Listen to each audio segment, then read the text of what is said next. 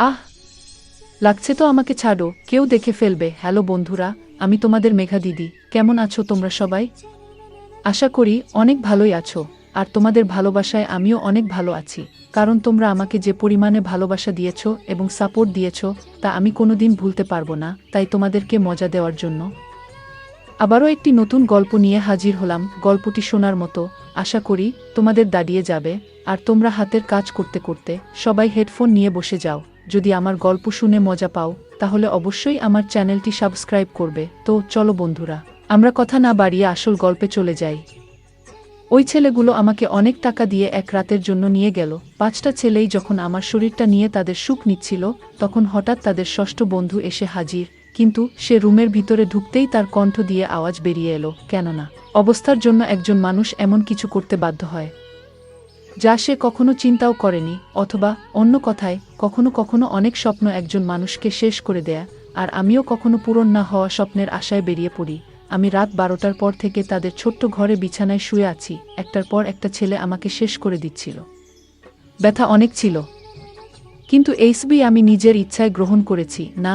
আমার পোশাকের হুঁশ ছিল না, আমার শরীরের ব্যথার হুঁশ ছিল। দুটি ছেলেই আমার অবস্থা এমন করে দিয়েছে যে আমার সমস্ত শরীর অনেক ব্যথায় ভরে গিয়েছিল। শুধু এই ভেবেই আমার মন কেঁপে উঠছিল যে এরপরে আরও 3 ছেলে আসতে চলেছে। তাদের লোভ ছিল অনেক এবং আমাকে তাদের আনন্দের সহিত সময় দিতে হবে।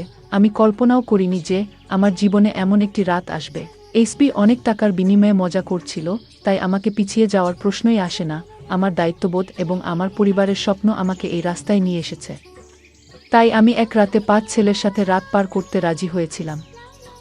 সাধারণ পরিস্থিতিতে কোনো মেয়ের পক্ষে এরকম ভাবাও সম্ভব নয়, কিন্তু আমি যে জায়গায় দাঁড়িয়ে আছি, এই সিদ্ধান্ত নিতে আমার অনেক বেশি সময় লাগেনি। তারা সবাই সুস্থ সবল ছেলে ছিল, যাদের শক্তির কাছে আমি কিছুই না। 2 ছেলেই আমাকে মুহূর্তের মধ্যে শেষ করে দিচ্ছে, তাদের লোভ ছিল অনেক বেশি। এই প্রথম কোনো ছেলের ছোঁয়া পেয়েছিলাম। দ্বিতীয় ছেলেটি চলে যাওয়ার সাথে সাথে তৃতীয় ছেলেটি ঘরে প্রবেশ করল। আমি একটা নিঃশ্বাস নিয়ে বললাম, আমি একটু সময় চাই। কিন্তু সে বলল, আমার কাছে সময় নেই, আমার অন্য বন্ধুরা বাইরে বসে অপেক্ষা করছে। তার কথা শুনে আমার চোখে পানি চলে এলো। সে সাথে সাথে আমার দিকে এগিয়ে এলো। আমার চোখের পানি উপেক্ষা করে সে আমার উপরে ভেঙে পড়তে থাকলো। আমার শরীর সহজে শক্তি হারাচ্ছিল। আমি বারবার চেষ্টা করলাম ওকে আমার থেকে দূরে পাঠিয়ে দিতে, কিন্তু সে ততই আমার উপরে আধিপত্য বিস্তার করতে থাকলো। মনে হলো যেন সে এই খেলাটা উপভোগ করছে। আমি যখন তাকে সরিয়ে দিতাম, সে ততই আগের চেয়ে অনেক বেশি উৎসাহ নিয়ে আমার কাছে আসতো। তাই এখন আমি ওকে থামাতে চেষ্টা না করে চুপ করে সহ্য করে যাচ্ছিলাম। আমার উপরে হওয়া এই কাজটা 1.5 ঘন্টা ধরে সে তার সুখ মেটাতে থাকলো। আর যাবার সময় আমার শরীরে দাগ দিয়ে বলল, সুযোগ পেলে আবার আমার সাথে সময় পার করতে আসবো। সে চলে যাওয়ার পরে আমি আমার শরীরের দিকে তাকিয়ে অবাক হয়ে উঠলাম। শরীরের এমন কোনো অংশ নেই যেখানে দাগ নেই। তৃতীয় ছেলে তো আমাকে সবচেয়ে বেশি কষ্ট দিয়েছে। বিভিন্ন স্থানে তার দাগের চিহ্ন ছিল এবং তারপরের 2 ছেলেও ঘণ্টাখানেক আমাকে তাদের সুখের শিকার বানালো। তারা আমার প্রতি বিন্দুমাত্র দয়া দেখায়নি। এবং কেন দেখাবে? ওরা আমার একটা রাত, একটা বড় অঙ্কের টাকার বিনিময়ে কিনেছে। তারা শুধু তাদের সুখ নিচ্ছে। আর এই একটা রাত আমার জীবনের সবচেয়ে অন্ধকার রাত হয়ে গিয়েছে। আমার অবস্থা এমন হয়েছিল যে আমার কোনো জ্ঞান ছিল না। ব্যথার কারণে আমি এদিক ওদিক ঘুরতেও পারছিলাম না। আমার চোখ আস্তে আস্তে বন্ধ হতে শুরু করে। তখনই তারা আমাকে বলল যে তাদের একজন বন্ধু এসেছে। তাকে অস্বীকার করার বা তার বিরুদ্ধে প্রতিবাদ করার মতো শক্তিও আমার অবশিষ্ট ছিল না। ষষ্ঠ ছেলেটি রুমে এসে আমার বিছানার কাছে এসে আমাকে দেখেই তার আওয়াজ বেরিয়ে এলো। কী কারণে তার আওয়াজ বেরিয়ে এলো তা জানলে আপনারাও অবাক হয়ে যাবেন। আমার নাম মধুমিতা, আর আমার বয়স তখন মাত্র 22 বছর। আমি গ্র্যাজুয়েশন করেছিলাম, কিন্তু আজকাল স্নাতক কিছুই নয়। বিএড করার পরেও মানুষ ডিগ্রি হাতে নিয়ে রাস্তায় রাস্তায় ঘুরে বেড়ায়। এটার সঠিক ধারণা আমি তখন বুঝতে পারি যখন আমি চাকরি খুঁজতে বের হলাম। প্রতিটি কোম্পানির সামনে তরুণ তরুণীদের একটা বিশাল লাইন, নিজের সময় আসার অপেক্ষায়। এমন অবস্থায় আমার মতো একটা মেয়ে কোথায় চাকরি পাবে, যার না আছে কোনো অভিজ্ঞতা, না কোনো বড় ডিগ্রি? কিন্তু চাকরি পাওয়াটা আমার অনেক প্রয়োজন হয়ে দাঁড়িয়েছিল, কারণ বাবা এই পৃথিবী ছেড়ে চলে যাওয়াতে আমাদের অবস্থা অনেক খারাপ হয়ে গিয়েছিল। বাড়িতে বাবাই একমাত্র উপার্জনকারী ছিলেন, আর আমরা 3 বোন অবিবাহিত ছিলাম। আমার বড় বোন শিক্ষিত না, তাই রোজগারের দায়িত্ব আমার উপরে এসে পড়ে। আমি যখন বাড়ি থেকে বের হলাম, তখন আমি বুঝতে পারলাম বাইরের জগৎটা কত কঠিন। এখন বুঝতে পারলাম বাবা কত কষ্ট করে আমাদের মুখে খাবার তুলে দিতেন। বাবার প্রতি আমার সবসময় রাগ হতো যে তিনি আমাদের ইচ্ছা পূরণ করেন না। আমার রাগে মন খারাপ হয়ে যেত। তবুও তিনি আমাকে অনেক আদর করে বলতেন, মা চিন্তা করিস না, একদিন তোরও ভাগ্য ফিরবে। কিন্তু সেই দিন আর এলো না। একদিন বাবা ঘুমের মধ্যে এই পৃথিবী থেকে চলে গেলেন। যখন সকাল আমরা বুঝতে পারলাম যে বাবা আর আমাদের মধ্যে নেই, তখন আমরা বুঝতে পেরেছিলাম যে বাবা আমাদের জন্য কতটা ছিলেন। অন্তত তিনি আমাদের লোকের খারাপ দৃষ্টি থেকে রক্ষা করতেন, আর খাবারের মতো মৌলিক জিনিস থেকে বঞ্চিত ছিলাম না। বাবা এই পৃথিবী থেকে চলে যাওয়ার পরে কয়েকদিন পর্যন্ত আমাদের প্রতিবেশী ও পরিবারের সদস্যরা আমাদের সাহায্য করেছিল, কিন্তু আস্তে আস্তে সবাই যার যার জীবন নিয়ে ব্যস্ত হয়ে পড়ল। আজকের যুগে কে কাকে খাওয়াতে পারে। আমি চাকরির খোঁজে বাড়ি থেকে বাধ্য হয়েছিলাম, এবং আমি বুঝতে পেরেছিলাম যে বাইরের জগৎ মেয়েদের জন্য কতটা কঠিন। আমি কোনো কোম্পানিতে চাকরি পাইনি। প্রতিটি কোম্পানির বাইরে হাজার হাজার ছেলে দাঁড়িয়ে আছে। আমি স্কুলের দিকে গেলাম। যখন আমি ঘুরলাম, সেখানের অবস্থা আরও খারাপ। অর্ধেক দিনের বেশি কাজ করার পরিবর্তে মাসে মাত্র 6,000 টাকা পাওয়া যেত। সংসার খরচেই সব টাকা শেষ হয়ে যেত। এতেও স্কুলের মালিক আমাকে আমার অভিজ্ঞতার কথা জিজ্ঞেস করলে আমি চুপ হয়ে যেতাম। অনেক খোঁজাখুঁজি করেও কোনো কাজ পেলাম না। তাই আমার এক বন্ধুর ভাইয়ের মাধ্যমে আমি একটি পিৎজা হাউসে ওয়েটারের চাকরি পাই, যেখানে সারাক্ষণ ছেলে মানুষের ভিড় থাকত। সেখানে একটা কালো রঙের কোট আমার হাতে তুলে দেওয়া হলো, যার উপরে পিৎজা হাউসের নাম লেখা ছিল। পরের দিন থেকেই আমাকে কাজের জন্য ডাকা হয়েছিল। তারা ওয়েটারের নামে একটি আধুনিক মেয়ে চেয়েছিল, যার শরীরের উপরে ছোট চুল ছড়িয়ে থাকবে এবং সে যেন অনেক মেকআপ করে ডাইনিং হলে দাঁড়িয়ে থাকে। আমি ইউনিফর্মটি আমার ব্যাগে রেখে বাড়ি ফিরে এলাম। আমি তখনও ঠিক করতে পারিনি যে আমি এ কাজটি করতে চাই কিনা, কারণ এটা আমার জন্য খুবই কঠিন কাজ। বাবা থাকতে আমাকে কখনোই প্রয়োজন ছাড়া বাড়ি থেকে বের হতে হয়নি।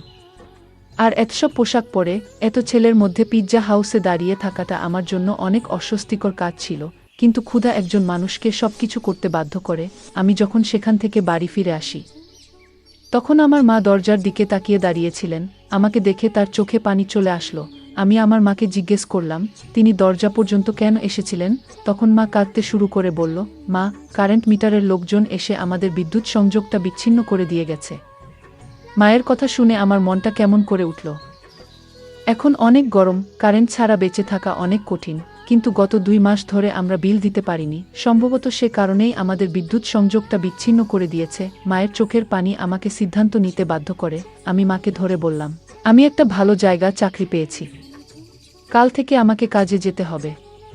মা আমার মাথায় হাত রেখে বললেন, এখন তুই আমাদের ভরসা, আর তোকেই তোর 2 বোনের বিয়ের ব্যবস্থা করতে হবে। মা আমার উপরে একটি ভারী দায়িত্ব দিয়ে দিলেন। আমি ভাবছিলাম কিভাবে আমি এই দায়িত্ব পালন করব, কিন্তু আমাকেই এই দায়িত্ব পালন করতে হবে। মা জিজ্ঞেস করছিলেন আমি কোথায় চাকরি পেয়েছি, কিন্তু আমি তাকে বলতে চাইনি আমি কোথায় চাকরি পেয়েছি। তাই আমি মাকে বললাম, আমি একটি বড় কোম্পানিতে একটি ভালো চাকরি পেয়েছি। আমার কাজের সময় ছিল বিকাল 3টা থেকে রাত 11টা পর্যন্ত।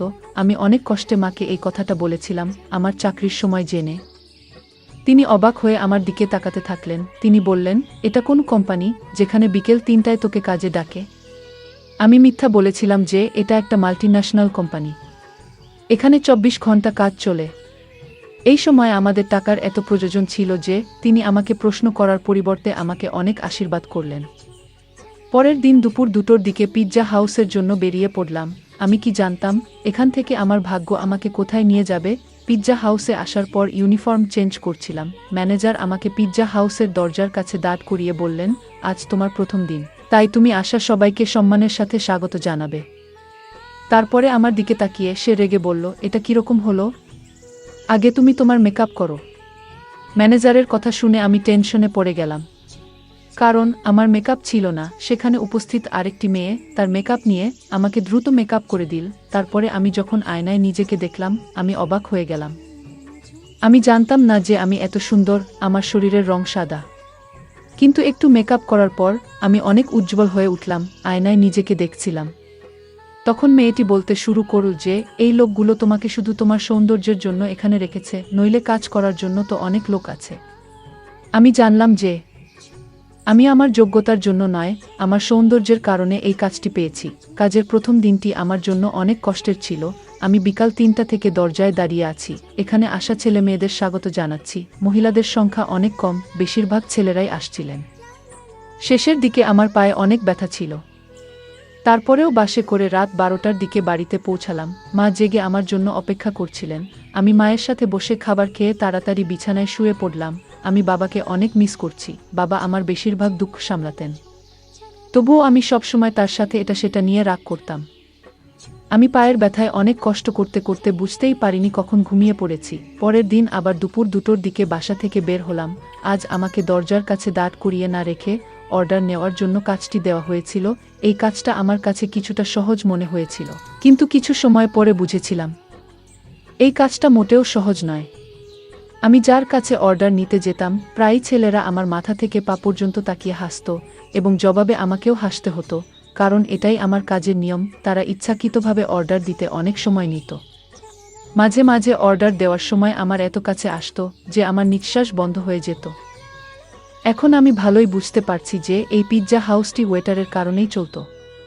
এখানে আসা বেশিরভাগ ছেলেই আসতো শুধুমাত্র মেয়েদের জন্য। দিনগুলো এভাবেই চলে যাচ্ছিল এবং আমি এখানে কাজ শুরু করার 1 মাস হয়ে গেল। সেই 1 মাসে অনেক কিছু ঘটে যা আমার জন্য অনেক অদ্ভুত ছিল। ছেলেদের অর্ডার দেওয়ার অজুহাতের কাছে আসা এবং ডবল মিনিংযুক্ত শব্দ ব্যবহার করা। কিন্তু এই চাকরির সবচেয়ে ভালো জিনিস হলো বেতন ছাড়াও এই 1 মাসে অনেক টিপের টাকা জোগাড় হয়েছিল। সেই টাকা আমি বিদ্যুতের বিল দিতে ব্যবহার করি।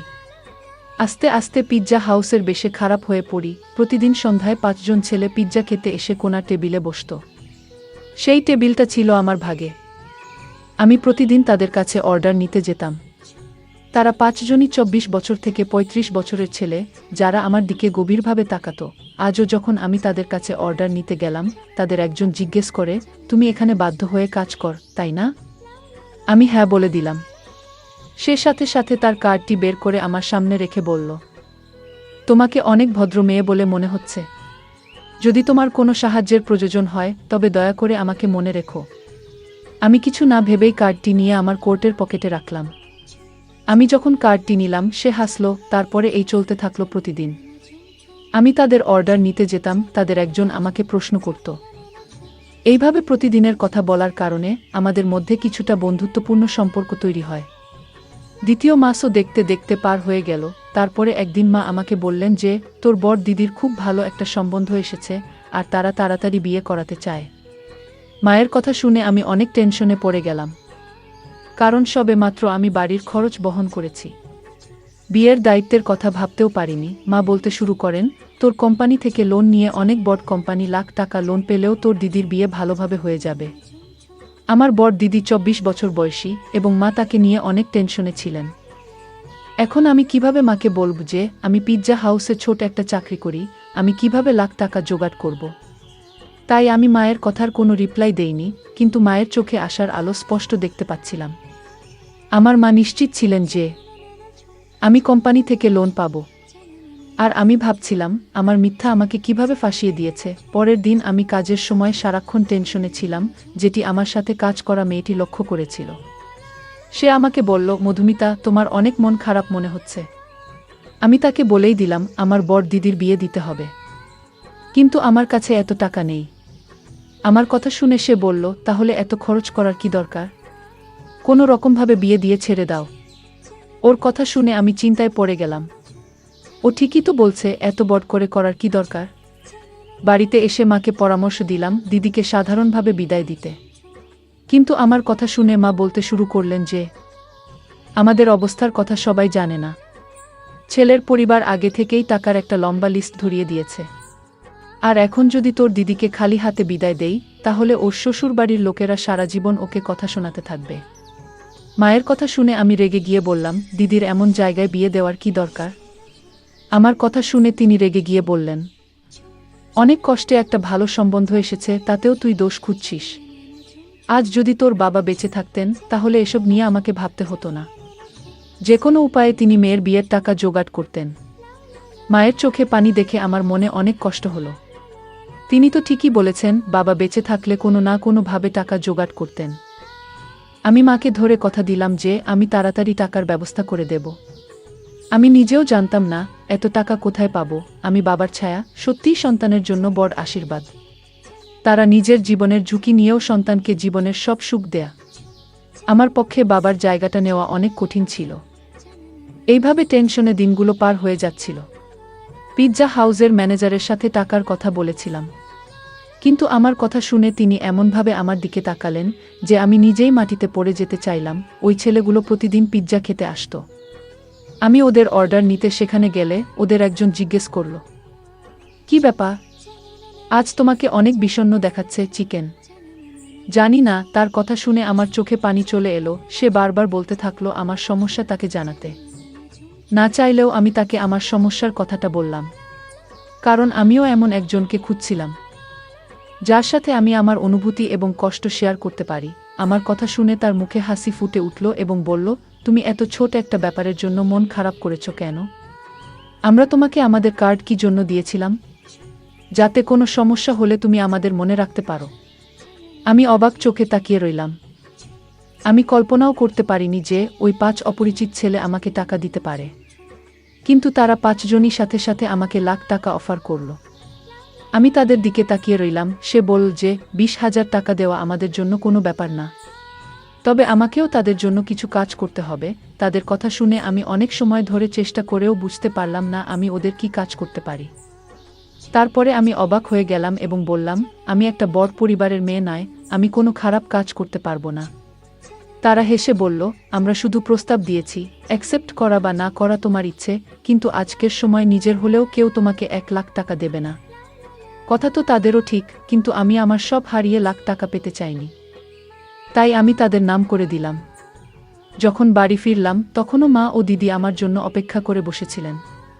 মা জানান, দিদির শ্বশুরবাড়ির লোকজন 1 মাস পর বিয়ের কথা বলছে এবং তারা তাদের ছোট ছেলের জন্য দিদির পাশাপাশি মেজ দিদিকেও তাদের বাড়ির বুক করতে চায়। এতে এক খরচে 2 বিয়ে হয়ে যাবে। মেজ দিদির সম্বন্ধের কথা শুনে খুশি হয়েছিলাম, কিন্তু 1 মাসের কথা শুনে আমার জীবন শেষ হয়ে যাচ্ছিল। টাকা কোনো খবর নেই, আর মা আশা রয়েছেন। আমি একবার দিদির মুখের দিকে তাকালাম। অনেকদিন পরে সেখানে খুশির আভা দেখতে পেলাম। আমি আমার দিদির শ্বশুরবাড়ির লোকেদের সাথেও দেখা করেছি। সত্যিই তারা অনেক ভালো মানুষ, কিন্তু আজকের সময় টাকা ছাড়া কে মেয়ে বিদায় করে? তারাও এই সমাজেই বাস করে। আমি চিরকাল আমার বোনেদের সুখ দেখতে চেয়েছিলাম। আমি মাকে বললাম, তুমি বিয়ের সবকিছু ঠিক করো, টাকার ব্যবস্থা হয়ে যাবে। আমার কথা শুনে ঘরে খুশির জোয়ার বইল, কিন্তু তারা জানত না তাদের এই খুশি আমার সম্মানের বিনিময়ে মিলেছে। পরের দিন আমি সেই 5 ছেলের কথায় রাজি হয়ে যাই। তারা হেসে বলল, আমরা জানতাম তুমি রাজি হবে। তারা 5 জনই প্রস্তাব দিল, তারা আমাকে 1 রাতের জন্য তাদের সাথে নিয়ে যাবে। আমি আমার মাকে বললাম যে বছর শেষ হওয়ার কারণে কোম্পানিতে অনেক কাজ আছে, তাই আমাকে কোম্পানিতে 1 রাত থাকতে হবে। আর কোম্পানি আমার লোন পাস করেছে, তাই আমাকে তাদের কথা মানতে হয়েছে। লোন পাস হওয়ার কথা শুনে মা এত খুশি হয়েছিলেন যে তিনি আমাকে রাতে থাকার অনুমতিও দিয়ে দেন। আর আমি পিৎজা হাউস থেকে ছুটির পরে ওই 5 ছেলের সাথে চলে গেলাম। তারা আমার সম্মান নষ্ট করে। যখন 6ষ্ঠ ছেলেটি ভিতরে আসে, আমাকে দেখে তার আওয়াজ বেরিয়ে গেল, কারণ সব বিছানা ময়লা হয়ে নষ্ট হয়ে গেছিল এবং আমি জীবনের শেষ নিঃশ্বাস নিচ্ছিলাম। সে সাথে সাথে আমাকে গাড়িতে নিয়ে একটি ছোট হাসপাতালে নিয়ে আসে। সেখানে ডাক্তার তার পরিচিত কেউ ছিল। কয়েক ঘন্টা আইসিইউতে থাকার পরে আমার অবস্থা কিছুটা ভালো হলো, কিন্তু আমার শরীর আমার সম্মান সাক্ষ্য দিচ্ছিল। সেই ছেলেটিও সেই 5 জনের বন্ধু ছিল, কিন্তু তার মধ্যে কিছুটা মানবতা ছিল এবং আমার প্রতি তার দয়া হয়েছিল। নইলে হয়তো আমি ওই বিছানাতেই শেষ হয়ে যেতাম। আমি আমার মাকে ফোন করে বলেছিলাম যে আমাকে কোম্পানি থেকে ছাড়েনি। ছেলেটি নিজেই হাসপাতালের সব খরচ বহন করেছিল এবং তার বন্ধুদের কাছ থেকে 1 লক্ষ টাকা নিয়ে আমাকে দিয়েছিল। ওই 5 জন অনেক বড়লোক, বিজনেসম্যান বাবার ছেলে ছিল, যারা চাইলে আমার সম্মান নষ্ট না করেও সাহায্য করতে পারত। আমি সুস্থ হওয়ার পরে আমাকে হাসপাতাল থেকে ছেড়ে দেওয়া হয় এবং টাকা আমার হাতে আসে। কিন্তু এখন কিছুই আগের মতো ছিল না। ছেলেটি আমাকে তার কারখানায় চাকরির প্রস্তাব দিয়েছিল এবং আমাকে বলেছিল যে আমি সেখানে সম্মানের সাথে কাজ করতে পারব। আজ আমার 2 বোনের বিয়ে হয়ে গেছে এবং আমি ওই ছেলেটির কারখানায় কাজ করছি। একটা কথা আমি ভালোভাবে বুঝতে পেরেছি যে বর্তমান সময়ে বিনা স্বার্থে সাহায্যকারীর সংখ্যা হাতে গোনা কয়েকজন আছে। কাজ করা মেয়েদের প্রতি সর্বদা সম্মানের চোখে তাকান, কারণ তারা অনেক অসহায় হয়ে ঘর থেকে বের হয়। এমনকি তারা খারাপ পোশাক পরে পিৎজা হাউসের দরজায় দাঁড়িয়ে থাকতেও দ্বিধাবোধ করে না। বন্ধুরা, গল্পটি আপনাদের কেমন মনে হলো তা কমেন্টের মাধ্যমে জানাবেন।